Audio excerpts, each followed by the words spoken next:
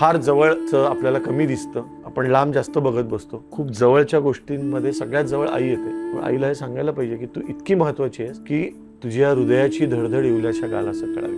परत एकदा आईच्या कुशीत जायला हरकत नाही. तुझ्याच अंगाचा अवयव मी, अशीच काही जाणीव व्हावी.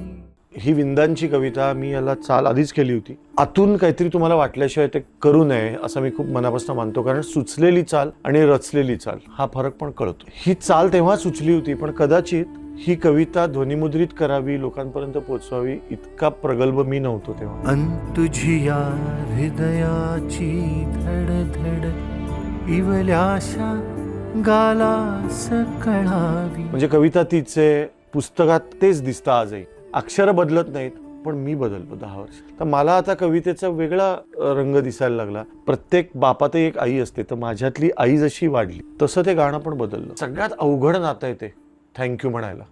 सगळ्यात जास्त करणारी व्यक्ती कोण असते आणि सगळ्यात जवळची व्यक्ती कोण असते, तिला धन्यवाद देणं फार अवघड असतं.